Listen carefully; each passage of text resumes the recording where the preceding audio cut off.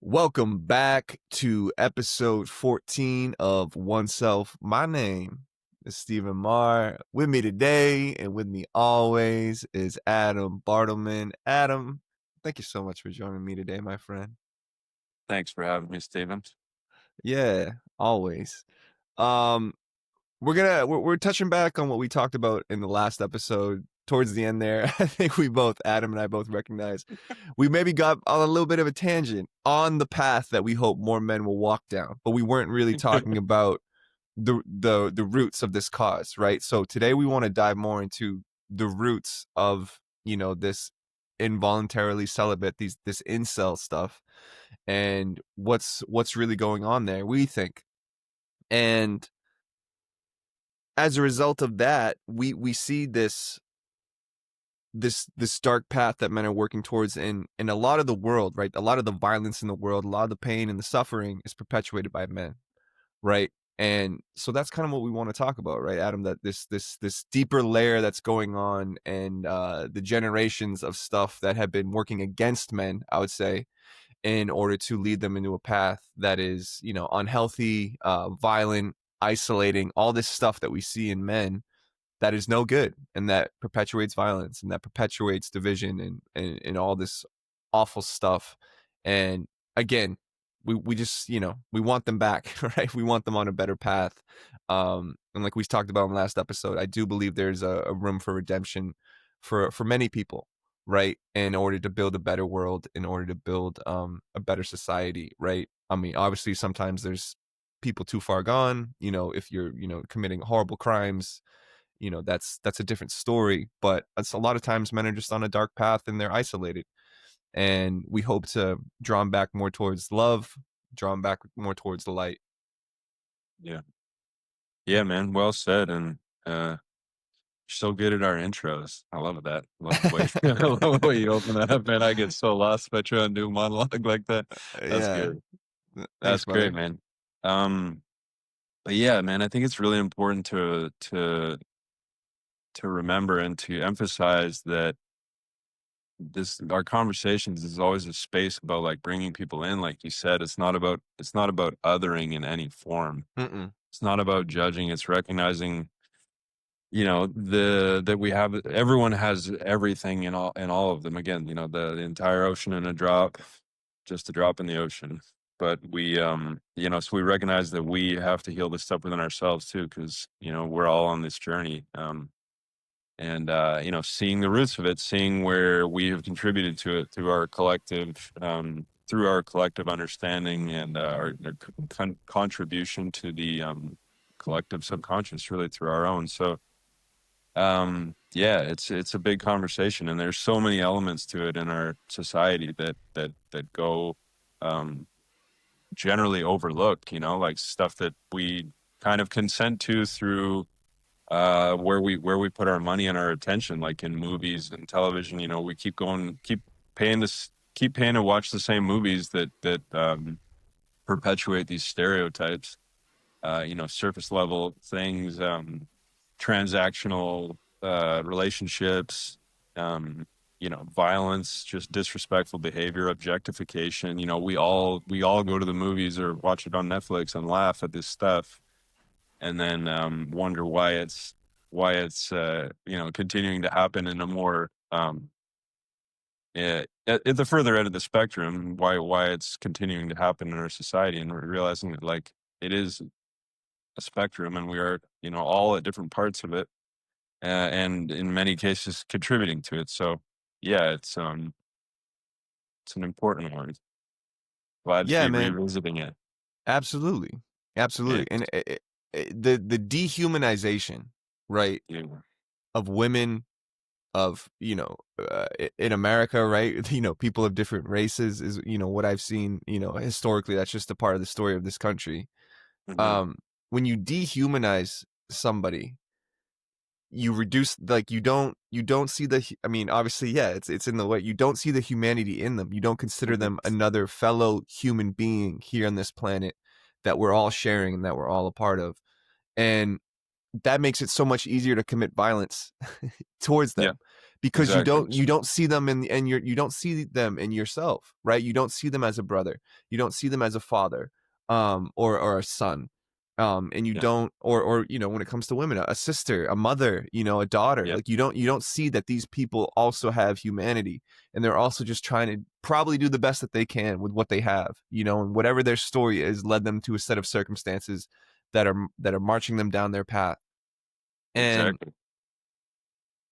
and that just creates this cycle, man, of this, just this when we don't recognize that people all around the world are just like us. They might speak a different language, they might speak a different culture, or they might have a different culture, but they're human fucking beings, Yeah. and just like you have hopes and dreams and wants and wishes, and you get hungry and you get tired, so do they. Just like you bleed red, so do they, dude. Yeah. And this thing with the dehumanization in the culture is, it's awful, right? And we see it with like these, I don't know if you just saw these, like, these drone strikes or whatever. It's like they're releasing videos of drone strikes.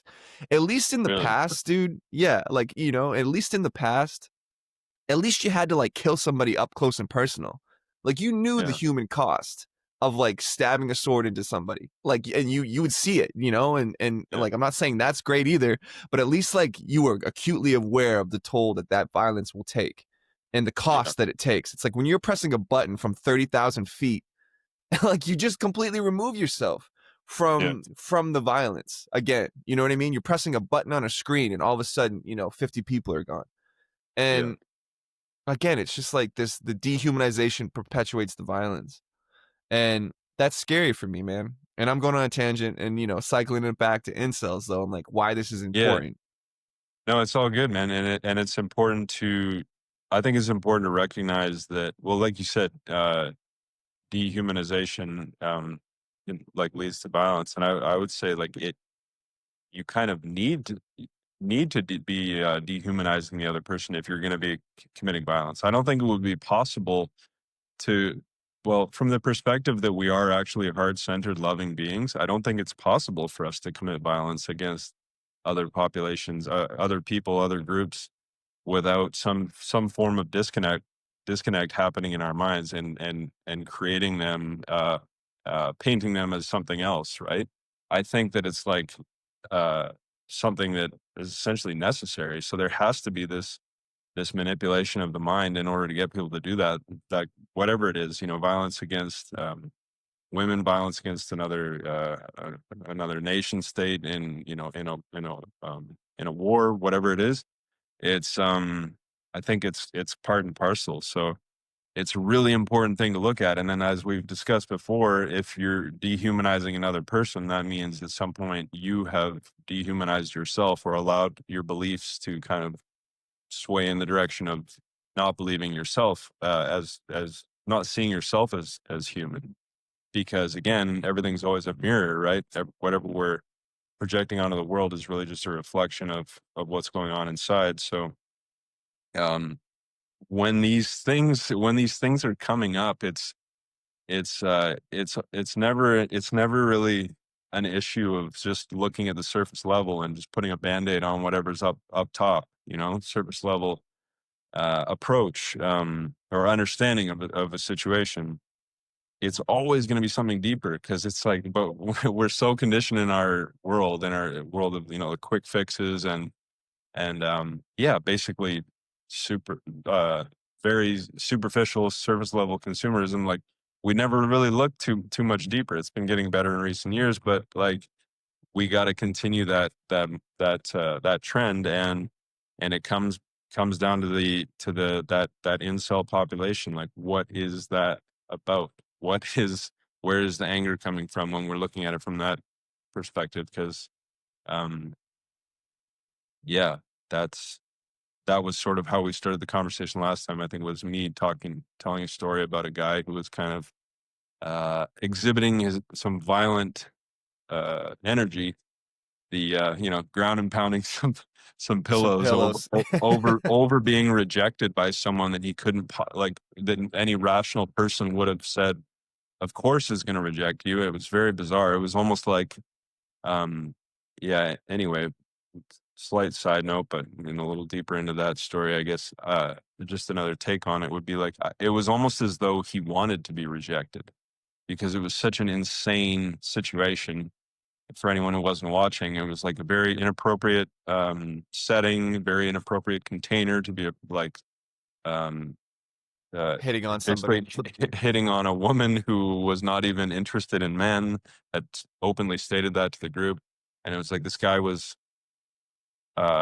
trying to express affection toward this person and was not met in the middle and was angry about it. And, it's just like, man, how could you possibly have expected it to go differently? But then there was that rage that came out. And, that can bleed into a conversation on the addiction to victim mentality, which maybe we can circle back on at some point, but that's might be a little too vague for this moment. But um, yeah, I'm getting a little off topic here. Yeah, no, dude, no, from that story, right? Like you said, any rational person would be like that would never happen. Yeah, But it's almost like he wanted to be rejected in order to reinforce the fucked up worldview that he had, in order there to you go. just to Thank you. justify it, Yeah, right? In order to which is what justify, we do. right, Yeah, yeah. right. No, I'm sorry. Go ahead. I just No, that's what was coming through, for yeah, me, just like from like as an outsider perspective, it was like he wanted to be rejected so he could reinforce, fuck women, but like just reinforce his fucked up views of when it comes to women and be like, yeah, they deserve whatever, whatever I got coming for them, or like, just like the messed up mentality that yeah. he was thinking, you know. Eh, Yes. And that's essentially it. That's like when we have unprocessed parts of our subconscious, that's they end up projecting outwardly, and then it's magnified back in our it's reflected back in our reality, so that our attention can be brought to them, so that we can get in there into the shadows and pull that out. It's really understanding that life is always reflecting back to us what we need in order to grow. And in that case is a great example, and thank you for bringing it back to a more focused discussion. I got you, baby. You're like, like we're trying to have, man, I'm jet lagged, dude. No, it's all good, baby. It's all good. um, but it's like when that's going on, it's like you said, or like we're saying, it was really about something that was already in there. He was really just trying to reinforce a worldview that was already held. This is related to a trauma earlier in life, some sort, who knows? We're gonna get all Freudian about it here, like some like rejection from the mother, maybe, likely, but at some point, then that survival mechanism, that split off part of ego has formed, and is now if it's not being consciously accepted in the conscious mind, it's relegated to the subconscious mind, and there it's just going to sit festering away in the shadows and driving behavior without the conscious being understanding what's going on until that's looked at. So really, that's just, I mean, a pretty like boiled down way of looking at the whole kind of parts work, split off parts of ego, survival mechanism kind of mind, is like seeing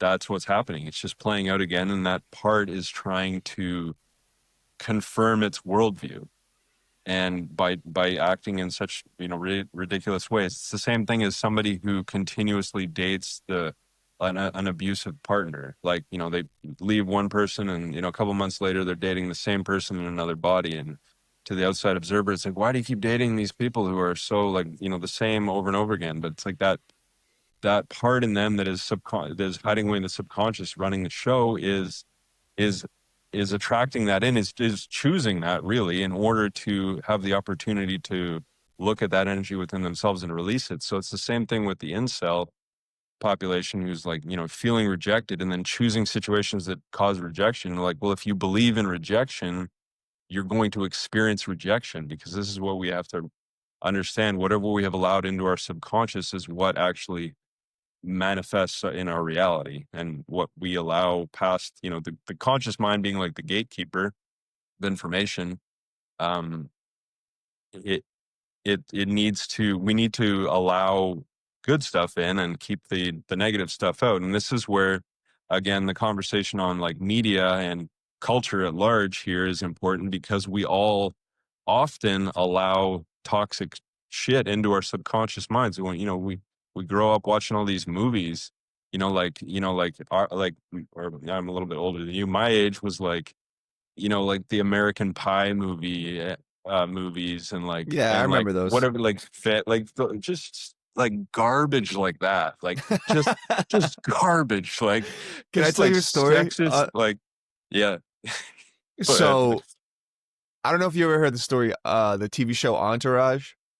Yes. Yeah. Garbage. Yeah, just Yeah. garbage, right? Like glorifying celebrity, glorifying all this bullshit, right? Garbage. And me and my buddies were watching it at my friend's house growing up. We were in like high school or something. We were watching it, and like my buddy's dad comes in, and I have a lot of love for this guy because like they had this beautiful music room, and like me as a musician, like that was where we would jam. Like it was very integral and for my Yeah. childhood upbringing and like my love for music. So just a lot of love for this family, right? But so like it's like 1 a.m. at night on like a Saturday or Friday night, and we're watching Entourage, and his dad comes in, and he's like, "What the fuck is this?" like, like he was just like, and like he gets so mad, he storms out, and because it's just like, yeah, clearly he sees like this is just garbage, like you know what I mean, like within the first, Patriarchal yeah, nonsense, like, yeah. within the first couple minutes, we Yeah. continue watching it. He gets so mad about this. He comes back. He's like, "Turn this fucking shit off and go to bed." And we were like, "Oh, like because I never saw him like angry, but he was so Yeah. mad at like the content of this show that he was like, "Turn this shit off and go to bed." And we were like, "All right," like, Yeah. like whatever you say. And at the time, I was like, "That was crazy." But it's like as a father, from his perspective, I'm not a father, but like as a dad's perspective, watching his son like put this shit into his mind, it's like I Yeah. completely get it. Yeah. Like it's just bullshit. And so Yeah. yeah, man, we're just yeah, a lot of stuff out there is no good. No, man, and it's totally. I mean, I believe it's very important, and it's an important part of this conversation to recognize how we're all responsible. Like, it's so fucking quick and easy in this cancel culture that we've been programmed into, to just be like, no, that person's the bad one over there. Like, cut them out from society. Like, get rid of them. But it's like, that is like somebody having like severe diabetes and being like, okay, I cut the foot off, got my foot cut off, diabetes is gone now. Like, you just cancel somebody and push them out. You haven't done anything about the systemic problem. We have to recognize that we're all there shoveling Yep. too much sugar into our faces, like Yeah. The contributing to root this cause. diabetic. Exactly, the because the issue there is like, yeah, we're all a part of it. We like, so here's an example. At my old job, I I had this guy, guy on shift was like having a bad time with like a tenant in his house. Or he'd bought a new house and there was a tenant that was like really problematic, like hoarding, like drug user. He couldn't get him out, like Canadian Canadian laws was, like, couldn't he was having a hard time getting rid of this tenant and dealing with this person. And he was at work and he was complaining and he was like talking about, and it was a woman, and he was saying some nasty shit and calling her some names. And normally, like, I wouldn't meet an energy like that head on. You don't normally want to, when somebody's all fired up, you don't want to like meet them head on. You want to kind of gently walk them, you know, gently show them the way in a more, just through example. But in certain cases, it's like, it's good to just like hit it right on. So I just was, still in a calm way, but fairly confrontational. Was like, hey man, you can't, don't speak that way. Like, you can't call women those names. I was like, what? But she did this, and this, and I was like, you know what, man, you can't call women names like that. And he argues with me a bit, and I just stayed really calm, kept the conversation chill, and then just started to gently explain. I was like, you know what, man, um, you've been here a few years. We've got some, younger guys working here who are brand new, just wide eyed and like, in awe of this place, like this place and this profession. And they look up to you and they respect you. And so when these guys who are, young and impressionable, new recruits working here hear you speaking in that way, uh, it's sort of telling them that it's okay to speak in that way. Like you got to realize that we're all like, in this game together, and that we do have people looking up to us and that kind of thing. And he still like kind of wasn't getting it. And I was like, okay, let me explain this. Like you got a young daughter, right? Yeah, man. I'm like, okay, so the young guys working here, they hear you speaking in that way. That means they are going to continue speaking in that way because they think it's okay. Like consider the possibility that this situation will unfold this way. They get a confirmation from you that it's okay to behave this way and be this way in the world and speak about women that way. And so they continue to speak about women that way. Then the guys under them hear it, and then what does that create? You're fostering a world for your little girl to grow up in which it's okay for men to speak about women that way, which is you could argue is like one of the foundational blocks in like the rape culture pyramid, right? It's like disrespect toward women. You got like locker room talk, and as it goes up, right? Yeah. And it was at that point where I made it personal to this guy, where I was like, if you're saying it's okay to, say nasty things about women, you're saying it's okay for your daughter to grow up in a world where men speak about women that way. And he was like, boy, it hit him. And finally it was, and this was honestly about 45 minutes conversation that took to get to that point of being like, oh shit. Yeah. And I turned this guy from like being very angry, or I turned it, the message that came through turned this guy from being really angry to being like smiling and like joking and be like, oh man, I totally get it. Yeah. Like totally flipped him and had a great response to it. And Yeah. when someone's deeply in their ego, like somebody who is considering themselves a victim because they are involuntarily celibate, if somebody is that deeply in their ego that they're expressing in that way, then it can help to make the situation to explain the situation in as relatable a way as possible, meaning making it very personal, because that's when it's egoic. We're split off and thinking we're separate, hard done by individuals, and making it relatable, making the understanding the whole situation on a very personal level is sometimes what's necessary. And in this case, like that could be many different things, right? That could be like, okay, think about the way that you're looking at women, really breaking it down, that seeing the whole incel thing as being this like frustration over sex, and which is, as we've said, below that is the foundational objectification. It's like, what if this is your sister? What if this is your, mother? Like, bringing it in, making people snap out of that individual separated consciousness to recognizing that we are all one, and like some women are not different than others. Like all women are one, all men are one. We're all one together.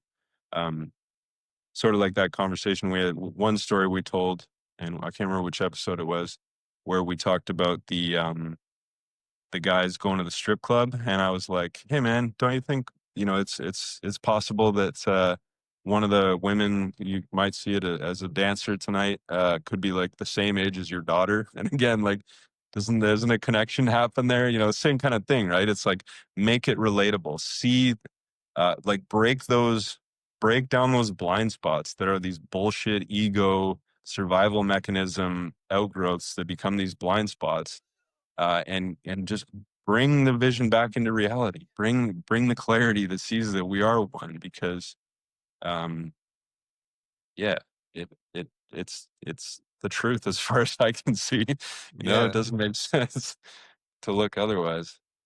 Yeah, man. It's the othering, right? Yeah, It's the othering of other populations, right? Especially when it comes to incels and women, you know? And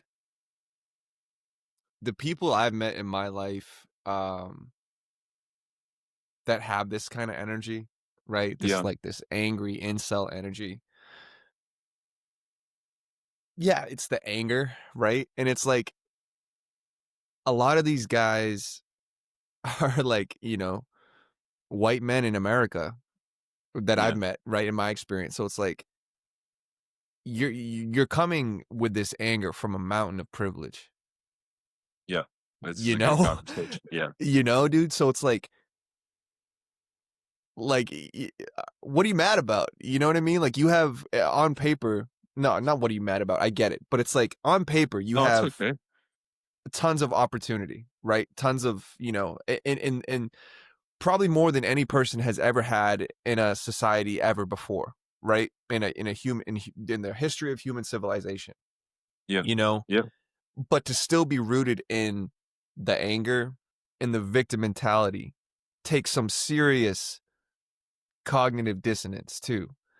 And and the victim, I want to bring up the victim. You brought up a little bit of, and I've seen this, right? It's like, because I'm a man and I'm lonely and I'm angry, and it's just like the victim mentality, dude. If you're a victim of everything in life, bro, you're gonna have a long, hard life. You can view everything as people out to get you, Yeah. or you can like shift that mental perspective, and try to come from a place of gratitude, because otherwise, it's like everything looks like, I forget, there's like a good quote for it, but it's, I forget what it was, but it's like, if everything starts to look like, like a crime against you, if that's how your Mm, mind, that's how your frame is. But if you shift it to like, gratitude or this different perspective, then it's like, okay, like everything looks like an opportunity, yeah. like it's like the state of your mind truly does reflect your reality. And the victimhood that I see in these types of men is is relevant here. It's just like this, I don't know where it comes from. I don't know where it comes from. It's in I've seen it in close circles, like people I know intimately, and Yeah. they're just, angry at the world, everything's out to get them, and it's like, yeah, like the world's a hard place. I do not deny that. But Yeah. I don't think adding to that framework or adding to that mentality will help anything, number 1, or make your life better. Yep. Um, Good, man. Yeah, that's well said. And I think I can help shed some light there, man, because I have some theories on like how this shit develops. Because uh not as a former incel, but as a former big fucking victim, I can speak to that because I was angry at the world, and it was when I kind of went through a bit of a beginning of a changing of the path, starting that kind of so-called awakening journey where I had a profound plant medicine experience, which led me to seeing, I was like, holy shit, I have like all the privilege conceivable, like on paper, and I'm sitting here hating my life. And I'm thinking, like, what the fuck happened? Like, what went wrong here? And it was trauma. It was a response to like a young mind, a child's mind trying to rationalize shitty experiences as a child, and building some core beliefs off of that, which then tainted an entire worldview, up Yeah. until I was about 29. And like, the next few years, and it's an unfolding process, still going on.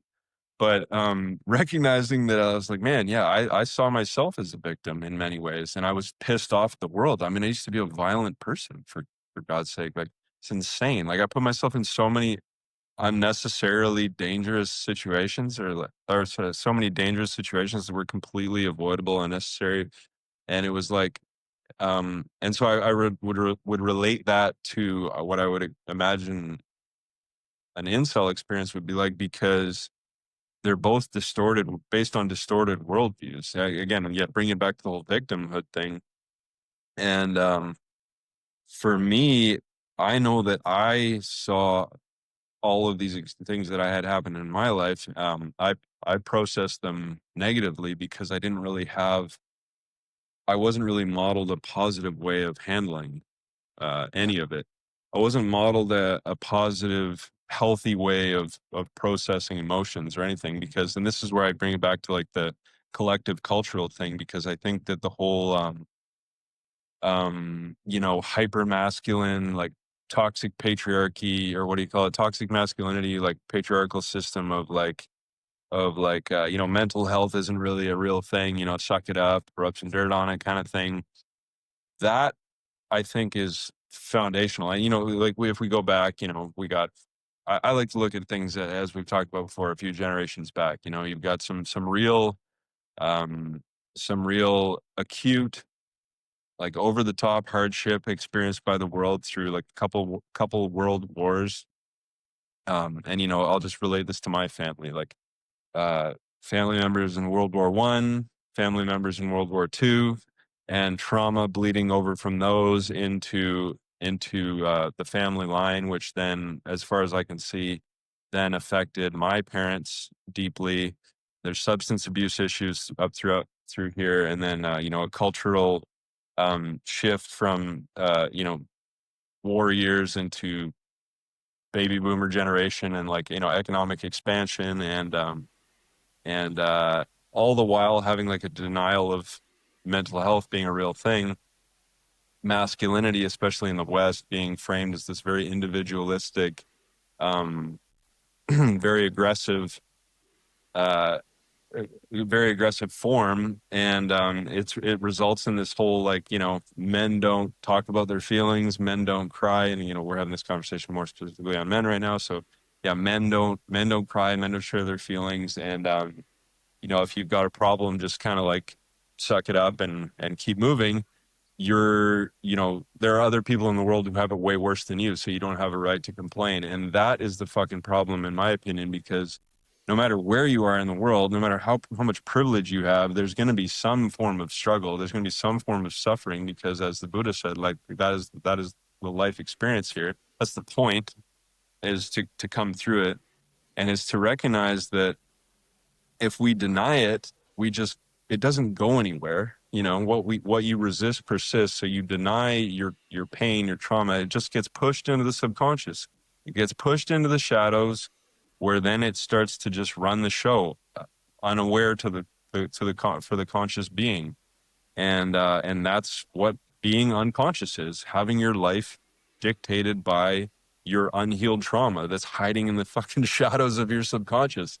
And this is the problem that, you know, you get guys sitting there feeling like, you know, they're victims because women aren't interested in them. Me sitting in, you know, there as a young guy, feeling like a victim because I had a bad relationship with my parents, and I had, you know, substance, you know, drinking problem that led me into all sorts of you know, so-called negative life experiences, thinking myself as a victim, when I realized, like, I was the creator of all of it. Like, I chose all of those things, you know, even as a child. You know, if we're getting into the whole karmic thing, it's like, this is all my responsibility. And you know, there might be those out there who say, well, it's, you know, it's not my responsibility, it's not responsibility of the person who, if it happens to them as a child. And you know, this for the incels as well, whatever happened to you as a child, it is your responsibility to process it, because if it's not yours, then whose is it? Because again, this victim narrative can keep going, where people will just totally deny anything, and it's like, well, you know, it wasn't my fault, I was a child when it happened. It's like, okay, yes, I get it, but at the same time, who is gonna carry the burden now? Who is gonna process it? Who is gonna release the burden now, I should say? Like, who's gonna process it? Like, nobody else but you can do that. So it takes, I think the real masculine flex is not pretending that we're so hard that nothing can hurt us, but recognizing that we do have a soft underbelly, and that we can talk about these things. That is the truly brave thing to do, is to be able to acknowledge those dark survival mechanism sort of patterns, those parts that exist within our subconscious. Because if we don't, then that shit just keeps projecting into our reality, and we keep offloading it onto others. Again, I always, you know, coming back to that clean pain, dirty pain from author Resmaa Menakem. It's one of my favorite breakdowns ever. That's what happens. We keep shoveling it onto other people because we're not dealing with it ourselves. So I think that that's where the victimhood comes from, is just like this. We've been trained to deny that we're feeling bad, and and we're not processing it properly, and it's like we're not supposed to feel that way, so there must be, we're told we're not supposed to feel that way, so there must be something else in the external that's wrong that we can blame it on, because, instead of just owning that we are beings that that span the entire spectrum, masculine, feminine energies, and we can harbor both within ourselves, and that's totally okay. And to deny it is actually cowardly. To pretend to be these, hard men is like, it's absolute fucking bullshit. It's just not real. It's not. It's a fantasy world, one in Yeah. which, the fantasy that we're creating is quite dark, because the pain that men are not processing themselves is being taken out on women and children and other men and themselves, right? Suicide rates and all that, substance abuse. It's like, fuck, man. It's like, Yeah, we're fucking w- ourselves up. we can do better than that. Like, and it's not that, like, it, I get it that it seems hard to get into those, to look in, to open the door to that basement and have a look in there, like look at the skeletons in the closet. But like, it's much worse in the long run to just leave them in there and not process them. Because it leads to these violent outcomes. Dude, yeah, so many. Even if it isn't violent, it just leads to a horrible life experience of like walking around feeling like a victim, and feeling judged, just feeling victimized all day, when it's really not that. Yeah. Like you said, it's like you believe that it's all you're gonna see. It's like you're hungry when you walk down the street, you notice all the restaurants. Like, it's, Yeah. if you feel like a victim, you're gonna be looking for that all the time. Like, Yeah. it's, yeah, Something I learned the hard way, right? Just in a good way, right? oh yeah, Because it's like best way. it's the best way, dude, because it It's the fucking funnest sticks. one. Um, growing up, I all the programming that I was getting from the men in my life was insane. Yeah. Um, as a football player, like American football, as just like my father before he, quit drinking. The men in my family just like, mental toughness, like that, like just like yeah, just like building up this armor um without acknowledging anything internally, which Yeah. I don't think is right. What I learned later in life is that vulnerability is powerful, right? And so it's like, is that being honest with a therapist? Is that being honest with a men's group, with your experience, right? Because when you start to open up to other people, other men, and they do the same internally, you recognize that your experience isn't unique. Not It's at all. not, Yeah. it's very fucking common, and Yeah. you're not alone. You're not alone in your struggles, and you're not alone in your in the things that you're dealing with. You're not.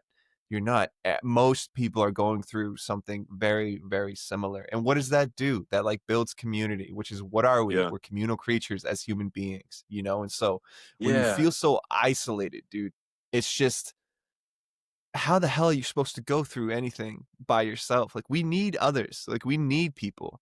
And the biggest way to do that is to open up. I'm not saying open up to just anybody, right? Discernment. Like, if you're opening up, like you said, to the, the old firefighter crew, like, what are they? They're probably just gonna shit on you, like, oh, fucking Yeah. pussy, or you know what I mean? Like, it's Yeah. like, like, you got to pick the right people to open up with, because then Yeah.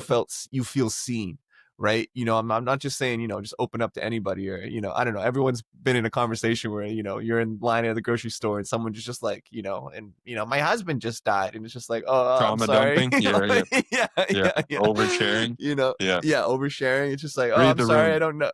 Yeah, read the room. You know what I mean? Yeah. Read the room, use discernment, and where you're opening up. But it's powerful, man. Yeah, man. Because like when you share those vulnerabilities, guess what? They're gone. It's like something that's in there, like, it's like a little infection in there. It's like you're afraid of it getting worse by somebody like poking at it or something. So what if you just cleaned it? What if you just cleaned that energy and removed it? All of a sudden you realize whatever was like creating so much fear wasn't even real, The Mm. conversations with God quote, you know, fear is just false energy appearing real. Like it's nothing. Um, but community is so important. And surprise, surprise that like you think of that incel archetype, like you mentioned, it's like, what, like, who do you picture? Like I picture some like, you know, white guy. And it's like, wow, that makes, I mean, sure, this is just, you know, assumption or whatever, but like, yeah, who has the least community? Who is the furthest split off from their roots? Who has been traumatized? And again, bringing it back to this author that I really like, and who wrote My Grandmother's Hands, within the conversation of racism, was like, why were white people, you know, going around colonizing different parts of the world and brutalizing these different populations? And you know, just paraphrasing part of that argument, but that the author put forth, but it was like, well, you know, because they were brutalizing each other for 1,000 years before that in Europe, and it's like so disconnected from indigenous roots, so disconnected from shamanic traditions, like so deeply in this like abuser colonizer mindset for so long, and so so isolated, so deeply programmed with this idea of like the rugged individualist, like self-made man, like can't complain about anything, like don't have any community because you're a lone wolf. It's like yeah, I mean, Alpha you know, male, dude. it's fucking bullshit. And it's like, of course that maybe that applies. I mean, not to pigeonhole anybody or anything, but it's obviously it applies across a broad spectrum. But maybe that archetype would just kind of makes sense No, yeah, specifically we in that. defiantly reject that premise, you know. Mm, yeah, yeah, and but yeah, man, it's a hairy one. It's a fucking weird Yeah. one. Yeah. Yeah. Yeah, cuz that's what we've seen in the culture, right? Like that's Mm, what's being pushed upon men, right? Young yeah. men, alpha male, fucking steroid use, right? You know, it's like all Or this yeah. shit like which is, we talk about health and nutrition and all that stuff. Like man, like, my philosophy is longevity. Like steroids is it's a short-sighted game, right? Yeah. Like Well, you're fucking up your future. that's the ego for you though. Short term Yeah, gain, long term, I don't fucking know. Long gain, maybe. Not even thinking about it. The ego's just like right. just Well, right there now. is Whatever. no long term because their heart will probably Yeah. give out when they're 50. Yeah, Like there yeah. is no long But term. it's like I'm gonna look great now or in as short a time as possible in their in whatever that perception of what great looks like. But or that definition is, it's yeah, it's interesting, man. It's yeah, this It's just man, we I all the feel things that I disagree with. You know what I mean? And it's like, how do we get here? you know, it's like what is pushing that? And it's yeah, just like what men are supposed to be, and it's like it's the balance, right? It's like I want to be the good at, like, when I think of like good men, right? It's like they are strong, they are capable, but they're also like responsible, and like protectors, and like use the power that they have to like help, and yeah, build, their families or their community, or whatever it is, right? It's like they're not using their very capable power in bodies, because men are, we have these more powerful bodies than, than children, than women, than the elderly, right? And so it's like when we're young and we're in our prime, it's like you're very capable of committing violence, and and what like it's like use that capability to like to build, right? Not destroy. yes. The concept of like power with, not power over. So power is understood as not being something you use to wield over others for your own egoic, you know, personal gain, but rather as something to benefit community, you know, to really to really share equitably, to not have a hierarchical society, but more of a you know, communal understanding of how things work. And I think about it because it's mostly ego, right? And like ego is that part of us which we use to experience the world from an individual point of view, which is a part of it, which is an important, this extremely, you know, integral part of our experience here. And It's just when that ego is too big, when we understand that, when we do not understand that it's just supposed to be a vehicle for our experience, just like our body is a vehicle for our experience. And it's like if the ego is too out of control, it's just it's too much. And I think about it like we're stronger when the ego is smaller. Because I think about it like a balloon. Like you ever like overinflated a balloon as a kid, and it's like really big, and then it's like really the walls, the rubber or whatever plasticky rubber is like really thin and brittle, and like the slightest poke pops that balloon, right? But when it's like smaller, it's the walls are thicker and more malleable, and you can get like, fairly sharp pen and can't even pop that balloon. And I think about the ego that way, it's like it's important to not have it too big because that's when it's fragile. That's when it can be easily upset. And that's, like most men run around out there having a very fragile ego. And when it gets disturbed or broken, then it results in a really negative reaction. So, keep that ego smaller. Understand that like the individual expression is the smallest part of our expression. We are actually a part of a collective. We are actually all one, not just a cute new age thing to say. It's true. I will boldly state that. And Yeah. understanding that, like just keep that ego small, man. It's not about the individual self. It's not about you. It's about, you as a part of a whole, as a part of a collective. Yeah. It's like it's both. It's not just, one. It's like that Yeah. kind of dichotomy. No, I see it as doing the internal work so that you are capable of taking on more. To help, Yeah. right? To fix, I mean, men love solving shit. You know what I mean? Yeah. It's the Yeah. classic dichotomy in most relationships where it's like, like their wife or their girlfriend, like I just want you to listen to me. And the guy's like, how can I fix? You know what I mean? And and that's great, right? It's like it's great that you want to like solve stuff, but you know, you have to also look internally too and to fix as much as possible what's going on with your own experience, what's blocked in your nervous system, so that you Sure. can be more capable of finding those things, those problems in the world, and using your talents and your skills to address some of it, especially in your local community. Yeah, man. Uh, because when like we have to recognize again, like you're saying, got to go inside and do that work because if you don't, you're not going to find any of the blind spots that you have. And yes, you Mm. have blind spots. Everybody listening to this, you have blind spots. I have blind spots. Steven has blind spots. The process is like the idea is to Yeah, continue finding for them. goddamn sure, dude. Yeah.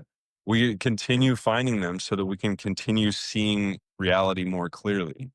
And if we're Yeah, just trying to go like, no, I mean, it's just going to white knuckle it through life, trying to control everything, trying to bubble wrap the world so it doesn't, or trying to bubble wrap myself so that the world doesn't, poke at any of my stuff and get me upset. Um, the ego thinks like, yeah, I can do that. Let's just go for it. Like fuck admitting any weakness. Like let's just really try and control situations and force people to like us and force favorable outcomes in every situation. It's like, yeah, man, you can try that. And that's what men for the most part do. And that's why men have crazy high suicide rates and heart disease rates and, accident rates and like, crashing cars and motorcycles and doing crazy shit all the time. Like it's more men because we are not able to, because we've been conditioned, for the most part, generally speaking, to not be as good at surrendering to the process and like embodying some of those more feminine traits, right? And to just allow to and allow the truth of what is in us to come out instead of trying to control it based on some ideas that we were conditioned into holding, about what masculinity is. yeah, yeah, yeah. It's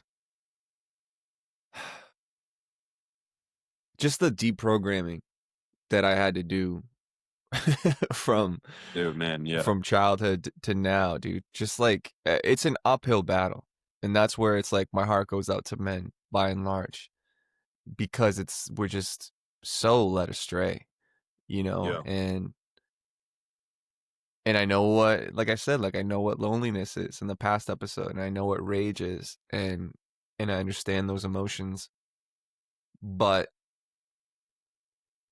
you got to take some action. And like we know this is a common quote, but it's like, nothing changes if nothing changes, dude. It's like you have to ask yourself, do you want to stay like that for the rest of your life?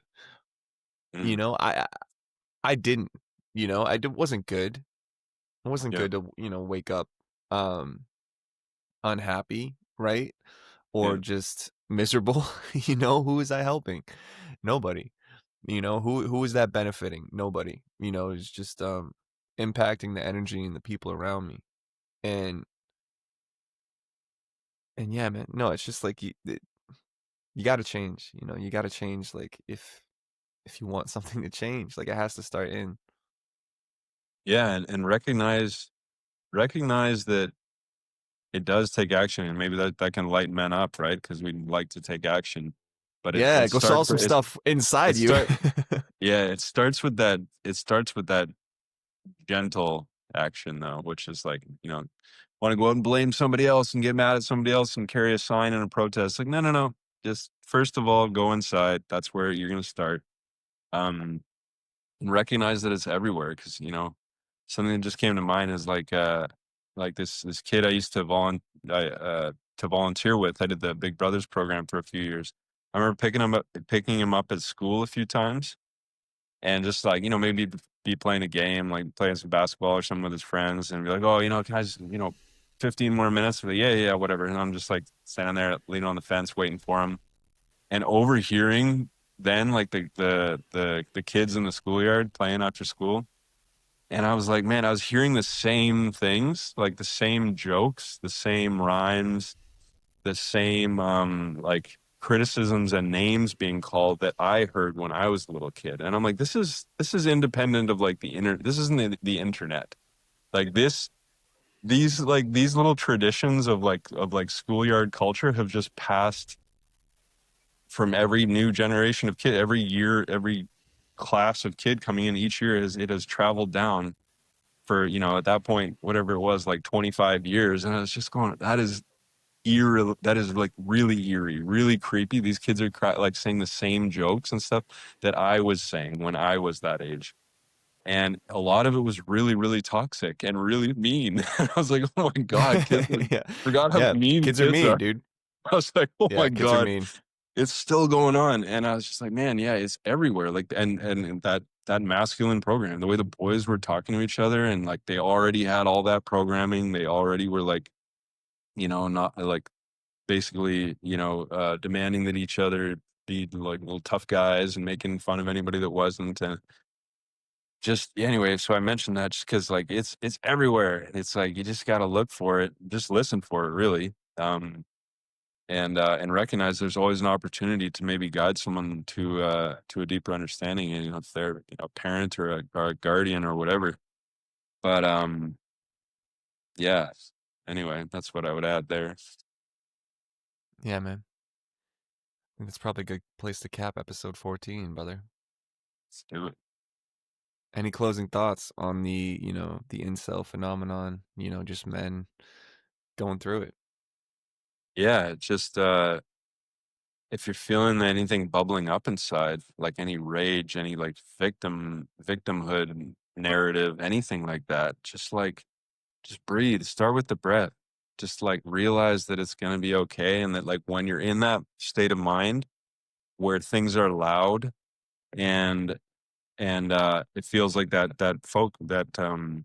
field of vision is getting more narrow, just remember that if you breathe, it will open back up. And we'll see more options, because when we're in that trauma mindset, it can be like, okay, I only have one or two courses of action, and they're usually kind of extreme and maybe kind of dark. And that's it. Yeah. That's when you're in that fight or flight mindset. That's when you're feeling victimized. That's when you're in that mindset of the traumatized child. When you're in the part that was formed when you were 4, 5, 7 years old. And when we relax, when we release that through the breath, that field of vision opens up, and all of a sudden we realize, like, oh, you know what? I actually have way more options than that. I don't need Yeah. to get angry at somebody else. I don't need to drive a van into a crowd of people. Like there are other ways to do this, you know? So whenever that's coming in, just always pause, always breathe, and ask for help. Reach out to us, leave comments. You know, if anybody wants to, leave a comment and talk about this more, like let's do it. Dive into it more. Yeah. Yeah. Yeah, we're here if you need us, you know. Like Adam was saying, support us all the ways that are free, you know, like, comment, subscribe, the podcast, you know, if you want to hear us talk about anything else, let us know.